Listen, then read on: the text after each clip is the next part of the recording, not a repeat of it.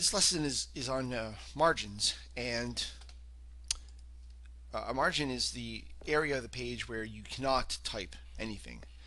Now, in order to find what the margins are, you go to page layout, and from here we can set our margins. Now, in this version, 2007, they've changed the margins as well.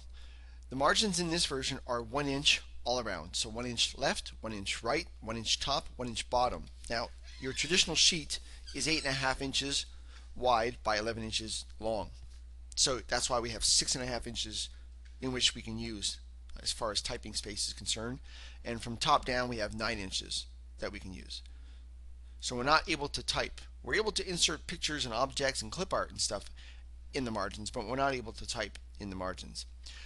A neat little feature that you may or may use, you may not use, is if you go to your Office button here, you can ask for word options and go to advanced, and you can actually ask to see your text boundaries. So it'll give you a little box, kind of like a text box, that just shows you this is where your typing will begin, and that's as far as it's going to go.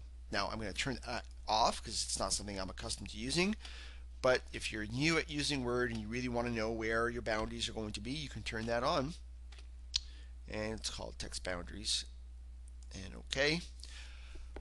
In order to change your margins, I don't recommend you use this feature. I'm not a big fan. You have to find your double arrow. There it is there. It's very subtle. You got to insert your mouse exactly in the right spot or it doesn't come up. I'm actually physically trying to get it to go there, and I'm having this type of time. So now if I click and drag, I'm now making my margin wider or I'm making it narrower. The problem that I have with that is it's not telling me where it is. I have an idea that it's at half, but I'm not 100% sure. So if you trust yourself that way, then you can try it. I think if I go check that, I believe I will be exactly at half. So it's up to you whether or not you want to use that. So yeah, I got it right on the nose there. It was half and half. So it's a little more accurate than it used to be. I would prefer if it actually told me where I was up to. And again, I'm trying to get there and I'm not able to because it's that small of an area. So now 1 will be right there and then 1 will be right there. So that's one way of changing your margins. You can do the same thing, I believe, here. Yep. So you can change them that way. Or you can simply go on the page layout tab, go to margins, and there's some preset ones. This, of course, being your normal one. Okay. This would be a narrow.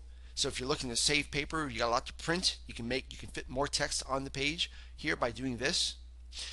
I often go to custom margins and maybe make it 0.9, 0.9, 0.9, 0.9 if I'm barely onto 2 pages.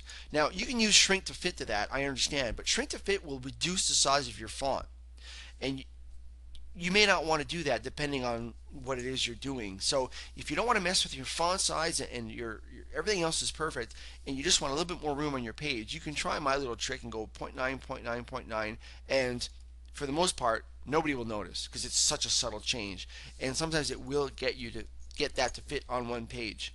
So this is how you set your custom. I'm going to hit cancel and just leave it where it was. So again, you've got some settings, some preset settings, or you can go to custom margins.